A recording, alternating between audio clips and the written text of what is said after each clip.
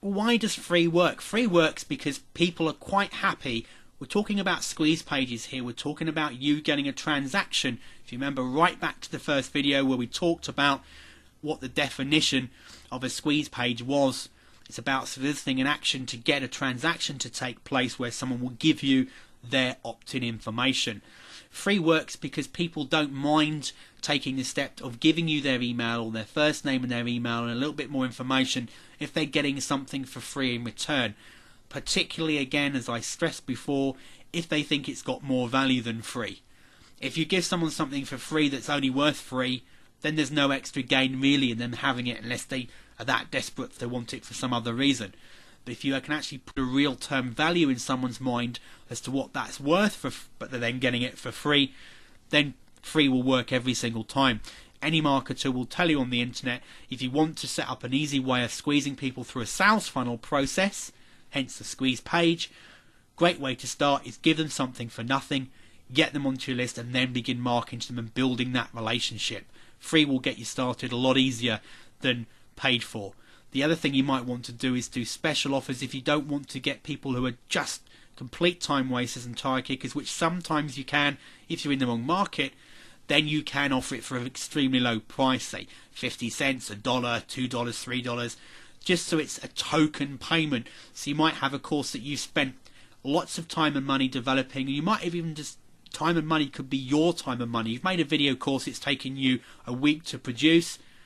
If you work that out by the hour, over 40 hours, that's worth a lot of money to anybody. Even if you only work and base your time, you say your time is only worth $20 an hour, you've just put in at least $800 worth of content and time into that product. So you're going to get an $800 product for $1.50, $1.99, $2 or whatever. So just make sure that the value is expressed and is worth it. And again, most important thing here is put yourself in the shoes of the customers and think, is this something I really want if I'm coming to this page looking for this information? Understanding your customer works in everything in marketing. Put yourself through the paces of your customer's eyes. Don't just think, would you like it and why you personally think it's great. Get yourself in the position of your customers and invite them to give you feedback whenever possible. Inviting feedback from people through questionnaires, surveys, friends that people that have come to your site, of affiliates, get them to give you feedback about your products, how they went through your sales funnel, your squeeze pages, and your customer services thereafter. Always invite feedback from your customer and understand your customer as much as you possibly can. One way to do this when you're starting out, you don't have a list yet, you don't have affiliates yet, is to go to websites where your customers would generally hang out and just look at the types of questions they're posting on forums, discussion threads, blogs that they're writing on, social sites that they're on. Just watch and observe. Don't even jump in and talk to them to start with. Just see what people are writing about, asking questions about, complaining about. That will start to give you ideas of products that you can create to help solve their problems, but it will also start to put you in the shoes of understanding what your customers are looking for. Well, a bit like why free works, squeeze pages do just work. Some people will tell you that squeeze pages don't work and that they're dead. That is just an absolute pile of baloney. Squeeze pages do work, and they work in many different niche markets across the internet and will continue to work long after I'm not making videos anymore, or you're making information or looking on your computer and someone else is. Squeeze pages will always work.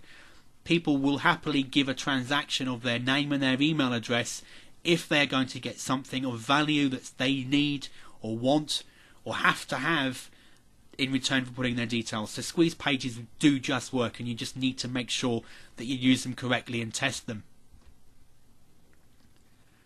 And that's what it comes down to. Don't be afraid to test. Don't just think that you have to create this one page of a squeeze page in a site and then let it go and that's it, it's the end of. It's not. You can keep testing your squeeze pages. If you're getting a designer to do the designs for you, ask for the actual PSD files, the Photoshop files if they're doing the design. Then if you can get yourself a copy of Photoshop later on, if they've done headlines for you as a graphical image, you can then amend them and split test them, or you can make tweaks to the colours on the page without having to keep paying your designer. Or ask them to perhaps include 3 different colour schemes of an ad for you, primary colours perhaps, so at least you can test different colours, not just different headlines. And likewise with videos, use different background templates and colours as well. Just use different colours and designs, and do not be afraid to test when you're putting together your squeeze pages. And ultimately, don't waste your time spending all the time you've gone through this course. You've learnt about emotional triggers, you've learned about colour psychology, you've gone to the trouble of designing a site with a video or with good powerful headlines, you've thought about all the particular parts of the puzzle, you've even put in the follow-up pages, but make sure you personally do the follow-up as well. If you're making promises on the front of your squeeze page, make sure you deliver those promises and over-deliver those promises and continue to deliver thereafter. Once a person has put in their name and their email address, they're just at the very much the beginning of that relationship with you. It's now up to you to make sure you deliver so they want to stay part of your list and continue to receive information from you. There's nothing worse than you going to a squeeze page, taking the step to put in your details, maybe going to the download page and then the product doesn't work. So always make sure in your testing that you go through the funnel yourself, make sure the product downloads work, make sure the script that you're giving away works, or the software you're giving away works, or the ebook is actually downloadable, it actually opens, the file works, it's easy to zip and unzip. All the different parts of the process, make sure the follow-up is nice and smooth, and always give people access to customer support of yours, whether it's an email or an actual physical customer support desk. Allow people that follow-up with you as well. That about wraps up this squeeze page treasure video series. You're going to see in the next final video the what now stage is, what should you stop doing, what should you start doing, and what should you continue doing. And I'll leave you to watch that next video. Thanks for watching.